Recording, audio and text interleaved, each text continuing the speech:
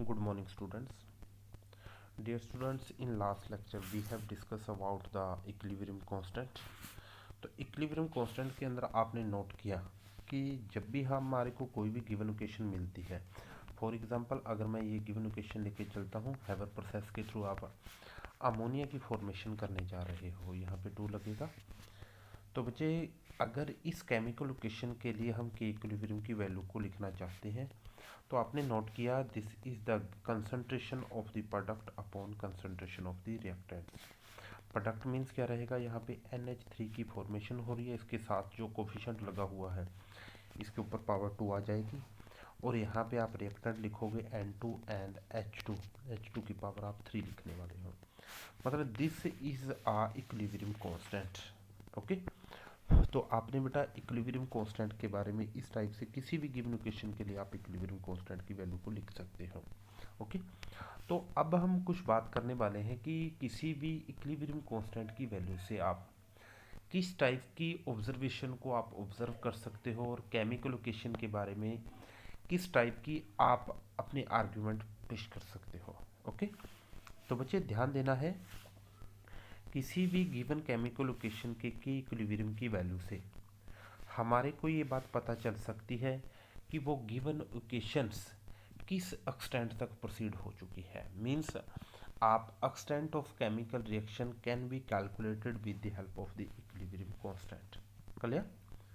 I again repeat कि किसी भी केमिकल इक्वेशन के लिए के इक्विलिब्रियम की मैग्नीट्यूड से ये बात क्लियर की जा सकती है कि वो इक्वेशन कितनी प्रोसीड हो चुकी है।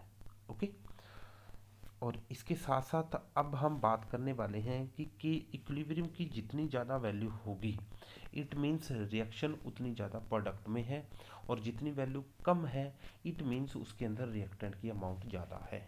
ओके, इसके साथ साथ बच्चे आपने ध्यान देना है, किसी भी एक पर्टिकुलर टेम्परेचर के ऊपर, किसी भी गिवन टेम्परेचर के ऊपर के इक्विलिब्रियम की वैल्यू हमेशा ही फिक्स होती है।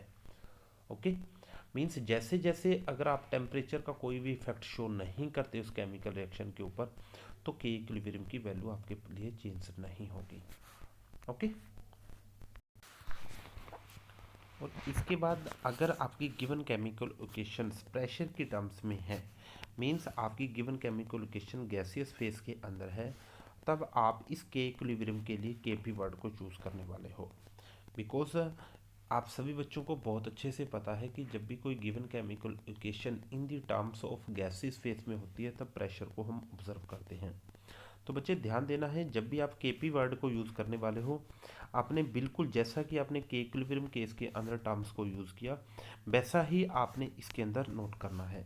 बस अब आपने क्या ध्यान रखना है कि जो भी आपके रिएक्टेंट और प्रोडक्ट की टर्म्स हैं, उसके साथ आपने पी वर्ड को चूज करना है। P will be represent the pressure of reactant and product.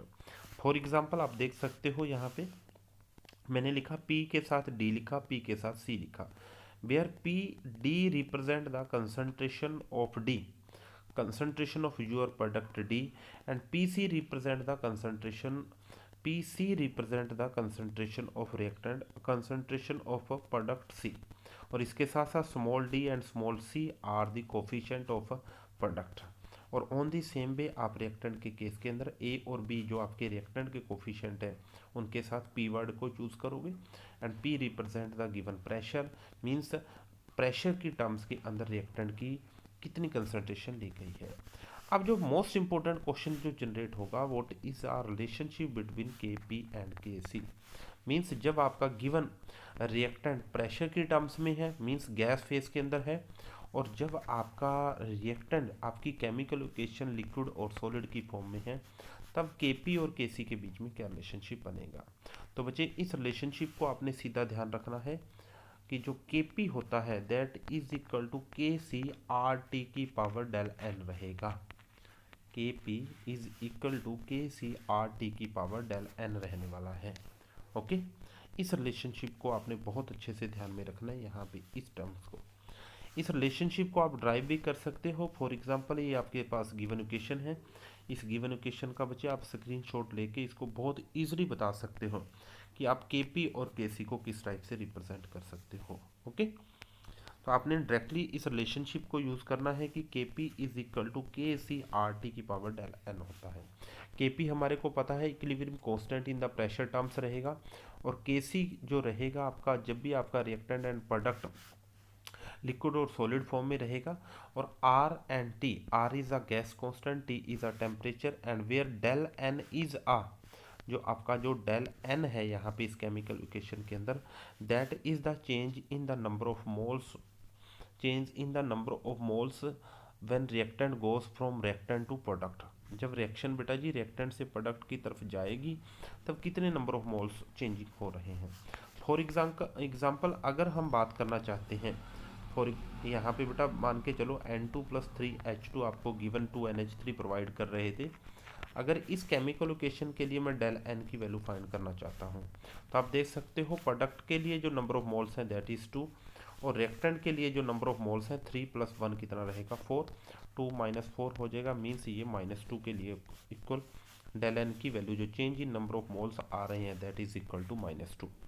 But इसके साथ साथ बच्चे आपने ध्यान देना है कि जब भी आप डेल एन की वैल्यू को कैलकुलेट करना चाह रहे हो तब all of the reactant must in the, सारे के सारे बेटा जो रिएक्टेंट और प्रोडक्ट हैं that should be in the gaseous form, और जो भी लिक्विड और सॉलिड फॉर्म के अंदर होंगे उसको आप इस डेल एन की इक्वेशन के अंदर ऐड नहीं करोगे। Okay, thank you.